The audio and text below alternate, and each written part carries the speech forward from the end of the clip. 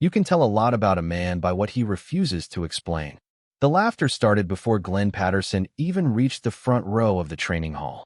It rolled across the room in low waves, bouncing off concrete walls and polished steel beams, gathering confidence with every passing second. 40 Navy recruits sat in neat rows beneath bright fluorescent lights, their crisp uniforms sharp enough to cut paper, their faces young enough to mistake confidence for wisdom. Glenn noticed none of them directly, or at least, that was how it appeared. At 81 years old, he moved with deliberate patience, his worn leather boots making soft sounds against the floor. His faded denim jacket hung loosely from narrow shoulders, and his white hair caught the overhead light like silver wire. To most of the recruits, he looked exactly like what they assumed he was, an old man who had wandered into the wrong building. One recruit leaned toward another and smirked. "Look at the tattoo." The comment spread quickly. Heads turned. Eyes narrowed. Glenn's left forearm was exposed beneath the rolled sleeve of his jacket. There, faded by decades of sun and time, rested a simple black symbol. A serpent forming a circle around a single five-pointed star. The lines were blurred. The ink was weathered. It looked less like a military insignia and more like something drawn during a reckless weekend long forgotten. The recruits chuckled. One of them laughed loud enough for everyone to hear.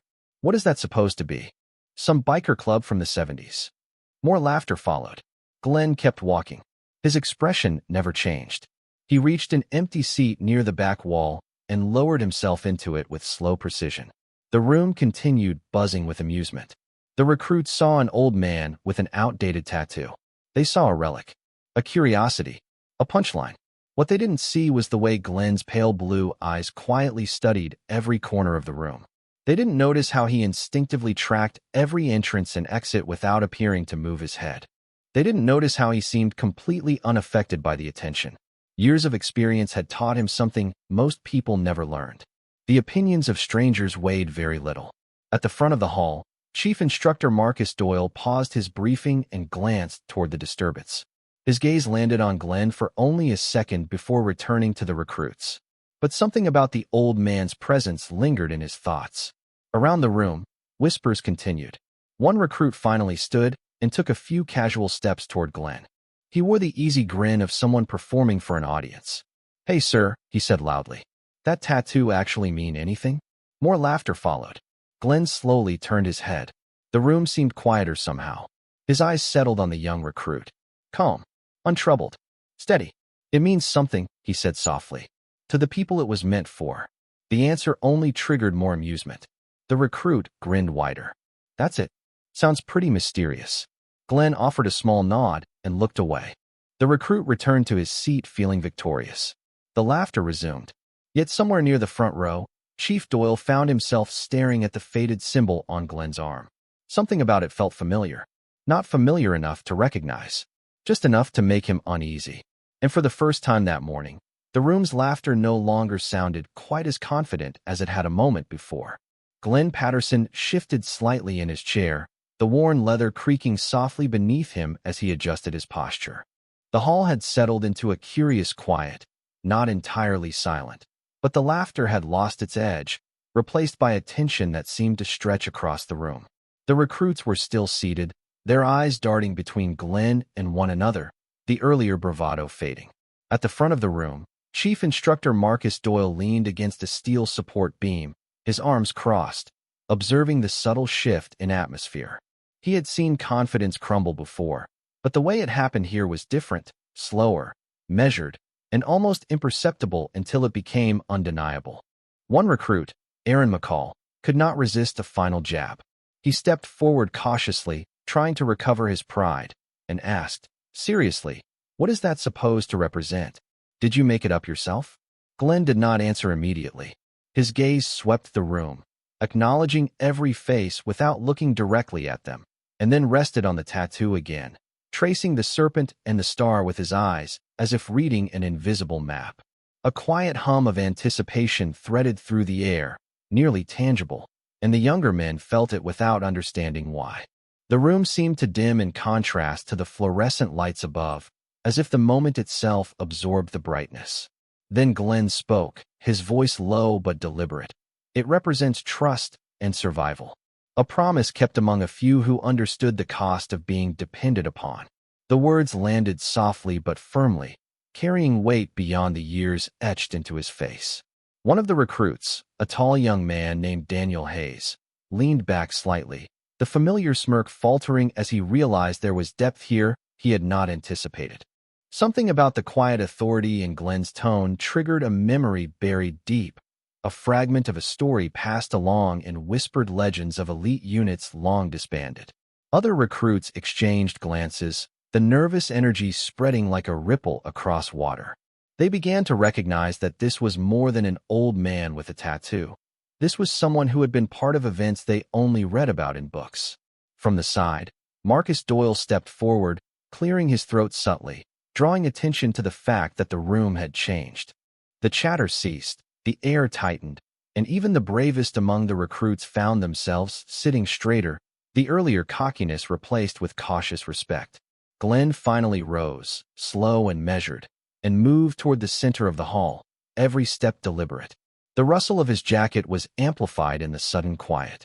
Daniel Hayes caught the motion and instinctively straightened, his own pulse quickening as he perceived authority in the calm movements of someone far older. Glenn paused, raised his arm slightly, and the tattoo caught the light, the serpent and star becoming impossibly vivid against his pale skin. The recruits leaned in subtly, their collective breath held without consciously noticing, waiting. Then, the secure comm device on Marcus Doyle's belt buzzed once. His fingers moved quickly, and he spoke softly into the mic. A response crackled back, measured and precise, and Marcus' face shifted minutely, eyes widening. Glenn looked at him, a slight nod acknowledging the recognition, though his expression remained placid. Moments later, the door opened, and Commander Ryan Cutler entered, his presence commanding, the polished floor reflecting his boots as he strode forward. The hall seemed to acknowledge him as much as the recruits did. His gaze fell directly on Glenn Patterson, and in an instant, the energy of the room shifted. The younger men froze, a collective intake of breath, the laughter long gone, replaced by awe. Commander Cutler paused, lifted his hand in a slow, deliberate salute, and the room held, every eye on Glenn, every chest tightening with respect. Glenn returned the salute with a slight tilt of his head, his eyes calm and steady, his pale blue gaze meeting Cutler's without flinch or hesitation. The silence stretched, complete, a weighty acknowledgement that the history carried by Glenn Patterson could not be mocked, ignored, or diminished. The recruits understood, at last, that this was a man whose legacy was alive in every measured movement and quiet word, a presence that demanded recognition without force or proclamation, and the hall itself seemed to hold its breath in respect, the echo of the tattoo and the stories it represented resonating across the space like an unspoken promise. For several seconds, nobody moved. The recruits remained frozen in their seats, their earlier confidence replaced by something unfamiliar. It was not fear. It was realization. Commander Ryan Cutler lowered his salute with deliberate precision, but his eyes never left Glenn Patterson. The room watched the exchange in complete silence. Outside the training hall, a steady coastal wind rattled a flag somewhere beyond the concrete walls. The distant sound drifted through the building like a reminder that the world continued moving even while this moment seemed suspended in time. Glenn stood quietly at the center of the room. He did not smile. He did not straighten his posture to appear important. He simply existed with the calm certainty of a man who no longer needed recognition. Commander Cutler finally spoke. His voice was steady and carried easily across the hall. I have not seen that symbol in over 20 years. Several recruits exchanged confused looks. The tattoo suddenly felt different now. No longer an object of humor. No longer a faded piece of ink. It had become a mystery none of them understood. Chief Instructor Marcus Doyle stepped closer. Even he seemed careful with his movements. Sir, he said respectfully, I thought that unit was only a rumor. A faint expression crossed Cutler's face. Not quite a smile. Not quite sadness. Something between the two. Most people think that, he replied. That is exactly how it was meant to be. The room grew even quieter. Daniel Hayes leaned forward in his chair. His pulse quickened. Every recruit in the hall could feel that they were standing near a story much larger than themselves. Cutler looked back at Glenn. I never thought I would meet one of them in person. Glenn released a slow breath. Most of us preferred it that way. The answer carried no arrogance, only honesty. The recruits listened carefully now. Every word mattered.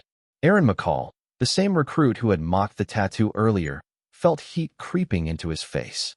The memory of his own laughter suddenly felt heavy. Childish. He glanced toward the floor. Across the room, several others avoided eye contact as well. Commander Cutler slowly approached Glenn.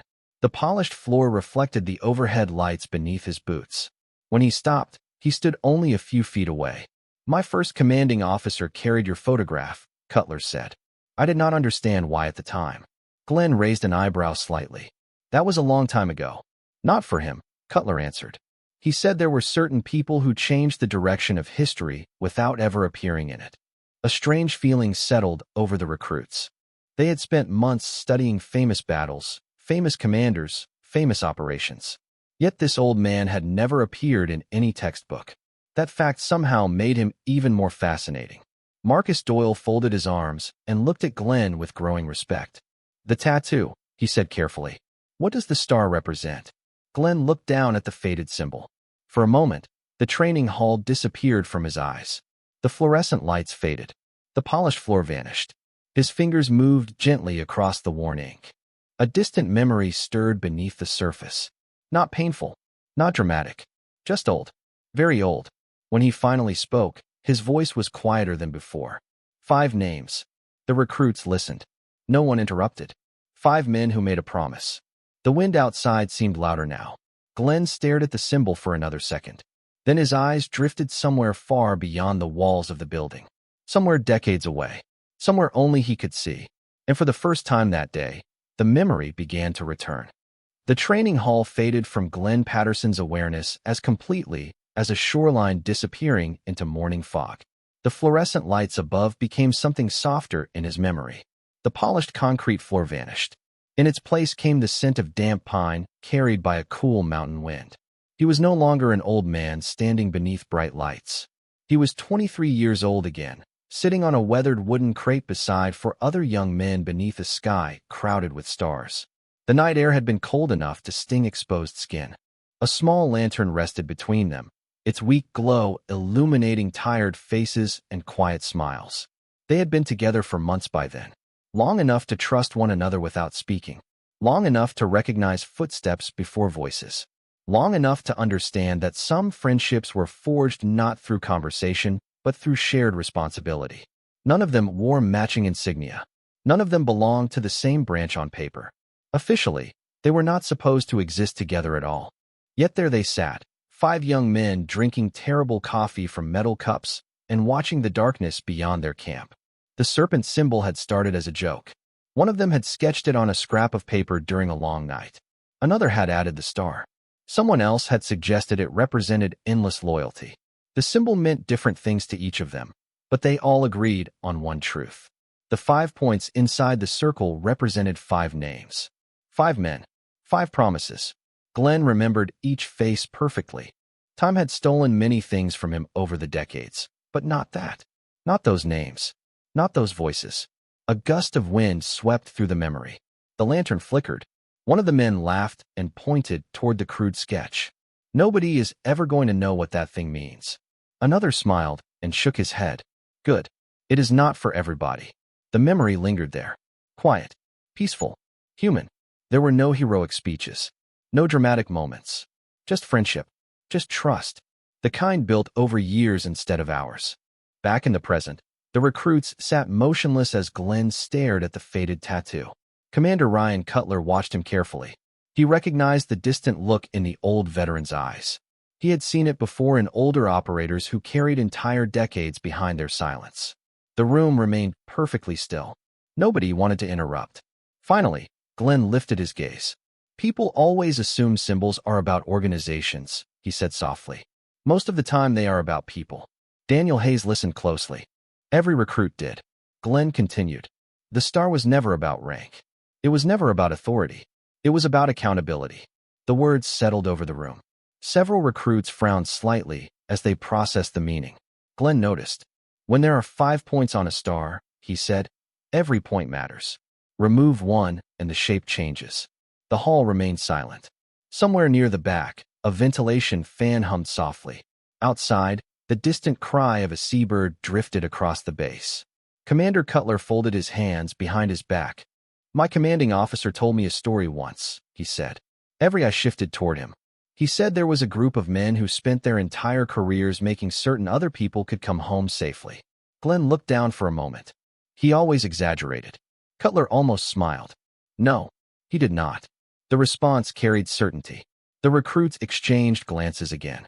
Their curiosity was growing stronger by the minute. Aaron McCall felt his earlier embarrassment deepen. The tattoo he had mocked now seemed impossibly significant. Not because it represented some secret unit, not because of military history, but because of what it symbolized. Loyalty, responsibility, trust, values that suddenly felt much larger than any training exercise. Glenn slowly lowered his sleeve over the faded ink. The symbol disappeared beneath the denim. Yet somehow its presence felt stronger than before. The recruits could no longer see it, but none of them could stop thinking about it. And deep inside the room, something important had begun to change. The atmosphere inside the hall felt different now. The sharp edges of arrogance had been worn away, replaced by something quieter and far more powerful. Respect. Not the kind demanded by rank or authority, but the kind earned through time. Glenn Patterson returned to his seat near the back wall, moving with the same calm patience he had shown since entering the building. Yet every eye followed him now. The recruits who had barely noticed him an hour earlier suddenly seemed unable to look away. Commander Ryan Cutler remained standing near the center of the room. His posture was relaxed, but his attention never drifted far from the old veteran. Chief Instructor Marcus Doyle noticed it immediately. Few people commanded that level of respect from a man like Cutler. Fewer still did so without speaking. The recruits sensed it too. Daniel Hayes finally raised a hand. The gesture felt almost formal compared to the casual confidence he had displayed earlier. Sir, he said carefully, looking toward Glenn, what happened to the other four? The question hung in the air. Nobody interrupted. Glenn looked at the young recruit for several seconds before answering. The lines around his eyes deepened slightly. Not from sadness. From memory. Life happened, he said. Same thing that happens to everyone. A few recruits exchanged confused glances. The answer felt incomplete. Glenn seemed to notice. He folded his hands together and continued. One became a teacher. One became a rancher in Montana. One spent 20 years working search and rescue in Alaska. One disappeared into civilian life so completely that even I lost track of him. The recruits listened carefully. The answers surprised them. They had expected stories filled with mystery and dramatic endings. Instead, they found something simpler, something more human. Commander Cutler smiled faintly. That is exactly why people still talk about them. Glenn glanced toward him. We never did anything special. Several recruits almost laughed at the statement before realizing he genuinely believed it. Cutler shook his head slowly. You spent your lives solving problems nobody else could solve. Glenn shrugged. That was the job. The simplicity of the answer seemed to affect the room more than any grand speech could have. Aaron McCall lowered his eyes again. The old veteran had every reason to boast. Every reason to remind the recruits of their mistakes. Yet he refused to do either. The realization settled heavily on him. Marcus Doyle stepped forward and addressed the room. Most people think competence announces itself loudly. He paused. It usually does the opposite. Glenn remained silent. The chief instructor pointed toward the back wall where the veteran sat. The most capable people I have ever met spent less time talking about themselves than anyone else. Outside, clouds drifted across the afternoon sky. Sunlight filtered through narrow windows high above the floor, casting long beams across rows of recruits. Dust floated lazily through the light. The training hall felt almost cathedral-like in its stillness. Then a young recruit near the front spoke up. His voice carried genuine curiosity. How did Commander Cutler recognize the symbol? Several heads immediately turned toward the commander. Ryan Cutler took a slow breath. His expression changed slightly. The recruits noticed it. For the first time all day, the commander looked less like a leader and more like a student remembering a lesson. He turned toward Glenn. The old veteran gave a small nod. Permission. Nothing more. Cutler looked back at the recruits. Because 20 years ago, he said quietly, a man carrying that same symbol changed the course of my career with a single conversation. The room became completely silent once again. Even Glenn lifted his eyes slightly. This story, unlike the others, was one he had not expected to hear. Commander Ryan Cutler stood motionless for a moment, as though measuring the weight of a memory that had followed him for 2 decades. The recruits leaned forward almost in unison. Outside, the wind brushed against the building, carrying the faint cry of gulls from somewhere beyond the coastline. Inside, nobody spoke. Cutler finally exhaled and looked toward Glenn Patterson. The old veteran remained silent, his hands folded loosely in his lap. There was no anticipation in his expression, no curiosity, almost as if he already knew exactly which memory was about to surface. I was 24 years old, Cutler began, fresh out of advanced training, convinced I knew everything worth knowing. A few recruits shifted uncomfortably. The description felt familiar. Cutler noticed and allowed the faintest smile. Trust me, I was worse than all of you. Soft laughter rippled through the room before fading quickly. His voice lowered. Back then, I thought success came from being the smartest person in the room. I thought confidence was the same thing as leadership. He paused. I was wrong. The hall grew quiet again. Cutler walked slowly toward one of the windows. Sunlight spilled across the floor beside him. There was a conference at a training facility in Virginia. Mostly instructors, operators, commanders. I was there because somebody thought I had potential. He shook his head slightly. I spent most of the week trying to impress people. Glenn looked down at the floor, already remembering where the story was headed. On the final day, Cutler continued. I noticed an older man sitting alone near the back of the room. Plain clothes. No introductions. No credentials on display. Nobody paid much attention to him. Several recruits exchanged knowing looks. The parallel was impossible to miss. I assumed he was administrative staff, Cutler said. Maybe maintenance. Maybe support personnel. His eyes drifted toward Glenn. I remember feeling sorry for him. A few recruits winced. Aaron McCall stared at the floor. After one of the presentations, I walked over and started explaining leadership to him. This time several recruits actually laughed. Even Marcus Doyle rubbed a hand across his forehead. Cutler nodded. Exactly. That is the appropriate reaction. The laughter faded. For nearly 10 minutes I talked. I explained strategy, decision-making, team management, everything I thought I understood. His expression softened. The entire time he listened without interrupting. Glenn remained perfectly still. The recruits watched him carefully. Finally, Cutler continued. I asked him what he thought. Silence settled over the room. He looked at me and asked a single question. Cutler stopped speaking. Every recruit waited. He said, Ryan, how many people trust you enough to tell you when you are wrong? The words hung in the air. Nobody moved. Nobody spoke. The question felt strangely powerful despite its simplicity. Cutler looked around the room. I could not answer. His voice carried no embarrassment now, only gratitude, because I realized I had spent years collecting admiration and almost no trust. Glenn slowly raised his eyes. The sunlight caught the silver in his hair. Trust takes longer, he said quietly. Cutler nodded. That conversation changed everything. He looked directly at the recruits. And the man who asked that question was sitting right there. Every eye turned toward Glenn Patterson once more. The old veteran did not react. He did not seem interested in being admired. If anything, he appeared slightly uncomfortable with the attention. Yet the recruits were seeing him differently now. Not as a mystery, not as a legend, but as something far more difficult to become. A man whose influence had quietly shaped lives without ever needing recognition for it. The room remained still, the kind of silence that felt thick and deliberate, almost as if it were another participant in the training hall. The sunlight shifting through the high windows caught particles of dust in midair, painting them gold against the muted concrete. Glenn Patterson sat back in his chair, the faint creak of worn leather beneath him the only sound he made. Commander Ryan Cutler moved slowly toward the side of the room, hands clasped behind his back, maintaining a respectful distance but clearly alert to every subtle movement of the old veteran. Marcus Doyle stepped forward, scanning the faces of the recruits. Their posture had changed. They sat taller, eyes sharper, and hands folded in their laps rather than gripping notebooks. The earlier laughter had evaporated entirely. Daniel Hayes could feel the weight of decades in Glenn's quiet demeanor. Aaron McCall glanced at his peers, each of them studying the veteran with a mixture of curiosity and reverence. The memory of the serpent and the star seemed to hover invisibly above Glenn's arm. as if even now the air acknowledged the presence of something significant, something beyond what any book, classroom, or lesson plan could convey.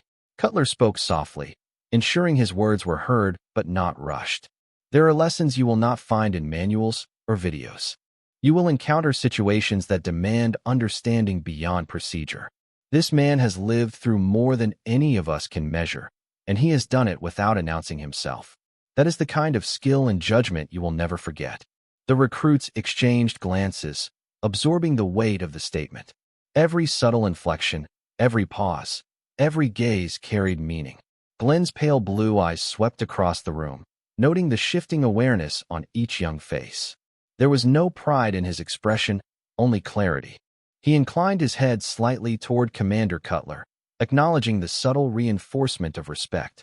The old veteran shifted his gaze to the far corner, as if tracing invisible lines between the present and distant memories, the training hall dissolving around him.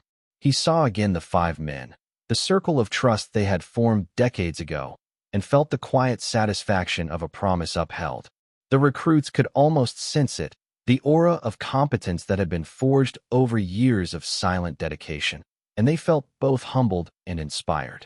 Cutler allowed the room to remain silent for a moment longer, the weight of experience settling over each individual like a tangible presence. Marcus Doyle took a careful step back, letting the lesson of quiet authority imprint itself without interruption. The old veteran remained seated, hands resting lightly in his lap, a subtle nod acknowledging the attentive eyes upon him. The day outside continued, indifferent to the profound stillness within. Yet every recruit understood that what had occurred in this room would shape their perspective and approach to service long after they left. Glenn Patterson did not speak again, did not need to. His story, his presence, and the unspoken depth of experience communicated everything necessary. The air seemed charged with respect, the kind that comes not from hierarchy, but from genuine recognition of mastery, judgment, and character. And in that silence, the hall itself seemed to pause, recognizing the influence of a life lived fully, deliberately, and quietly. Every recruit, every officer, every observer understood that some truths are communicated not by words, but by the weight of presence, and Glenn's presence was enough. The hall remained suspended in a rare kind of quiet, as if the sunlight filtering through the high windows had slowed in recognition of what was unfolding. Glenn Patterson shifted slightly, the worn leather of his chair creaking under him. Yet his movements were deliberate, measured, each one a testament to decades of control and observation. Commander Ryan Cutler remained near the center, his boots reflecting the narrow beams of light, hands still clasped behind his back, a silent acknowledgement that some lessons required more than words. The recruits were still seated, their attention taut, every subtle shift and breath amplified in the silence. Daniel Hayes could feel a growing awareness inside himself, a mixture of awe and humility that he had never encountered in training exercises or classroom discussions. The tattoo, hidden now beneath the rolled denim sleeve, lingered in his mind, more than ink and design. It was history and trust, loyalty and quiet achievement. Aaron McCall glanced at his peers, noticing that even those who had attempted to appear unimpressed now carried softened expressions, eyebrows raised, eyes wide, recognizing the weight of lived experience. Marcus Doyle observed silently, understanding that the room had transformed from a typical training session into a moment that would imprint itself indelibly on the minds of everyone present. The distant hum of the ventilation system seemed amplified, a steady backdrop to the presence of authority and history converging in one space. Glenn allowed his gaze to drift around the hall, briefly meeting the eyes of each recruit without the need for introduction or explanation. Commander Cutler watched him carefully, noting the subtle commands conveyed through posture, gesture, and presence alone. The sunlight shifted further, scattering across the floor and highlighting fine dust motes that seemed to dance slowly in the air, suspended by the gravity of attention. Glenn's voice broke the stillness softly, almost imperceptibly at first. "Every decision we make leaves a mark," he said, his tone calm and resolute. "Some marks fade, some endure." The words carried weight, and the recruits felt them as if tangible, a lesson transmitted without demonstration or debate. Cutler nodded subtly, acknowledging the truth in Glenn's statement, a gesture small but precise, signaling respect to all who could read it. The recruits absorbed the gravity of the moment, sensing the unspoken depth behind a life of experience that required no accolades. The air itself seemed to hold the lesson, the hall quiet but charged, an almost sacred acknowledgement of mastery earned through time and silence. Glenn leaned back slightly, eyes still observing, as if cataloging reactions, responses, and subtle shifts in posture. The commanding presence was neither loud nor confrontational. It was simply complete. Even without words, the room felt transformed, imbued with understanding, reverence, and a recognition that some lessons were learned not from instruction, but from watching a life lived fully, consistently, and with quiet integrity. Every recruit, every officer, every observer understood that true authority need not be asserted. It could be demonstrated, embodied, and honored silently, leaving a lasting impression far beyond the walls of the hall. The afternoon sun dipped lower, stretching long golden beams across the hall, touching every polished surface and illuminating the faces of the recruits who sat quietly, still absorbing the presence of Glenn Patterson. Commander Ryan Cutler remained near the center, calm, hands behind his back, the slightest nod acknowledging the weight of what had transpired. The quiet was no longer tentative. It was complete, a shared understanding that authority and mastery were not always declared but often demonstrated and earned over time. Glenn shifted slightly in his chair, the faint creak of worn leather marking the only sound, yet every movement carried significance. His gaze swept slowly across the room, taking in the posture of each recruit, noting the subtle shifts, the way their shoulders had straightened, the careful attention in their eyes, the respect that had quietly replaced the arrogance they had carried when they first arrived. Marcus Doyle stepped back, allowing the space to remain undisturbed, knowing that the lesson of quiet competence required observation rather than interruption. Outside, the wind moved the flags at the base, and the distant cry of gulls drifted faintly through the building, reinforcing the notion that the world moved on. Yet here, in this hall, time had been suspended long enough to teach something indelible. Daniel Hayes glanced at Aaron McCall, their earlier laughter replaced with contemplation, a recognition that understanding true skill and quiet authority demanded patience and humility. Commander Cutler finally spoke, his voice measured and deliberate. You will encounter many situations where those with the loudest voices are not the most capable. Take note of the lessons present in silence and observation. The recruits nodded, taking in the wisdom not from manuals or demonstrations, but from witnessing the life lived in understated mastery that Glenn Patterson embodied. Glenn's eyes rested briefly on the window, sunlight catching the silver in his hair, the lines of his face carrying decades of stories untold. He did not speak again, yet the lesson had been imparted. The tattoo hidden beneath the sleeve was no longer merely a symbol of a unit or a mission. It had become a testament to trust, loyalty, and accountability, values that transcended any immediate recognition. The recruits felt the weight of decades of experience, the quiet influence of someone who had shaped outcomes without seeking notice, whose authority was absolute in its restraint and precision. Every movement, every glance, every subtle gesture communicated more than words could, leaving an impression that would linger far beyond the walls of the hall. The room remained still, suspended in reverence and reflection, as Glenn Patterson finally leaned back fully, relaxed yet undeniably present, a living embodiment of the principle that true respect is not demanded, it is quietly earned and permanently remembered. And as the sunlight shifted, casting long shadows across the floor, it highlighted the recruits' faces, now thoughtful, attentive, and forever changed by the silent lesson of a life lived with unwavering integrity.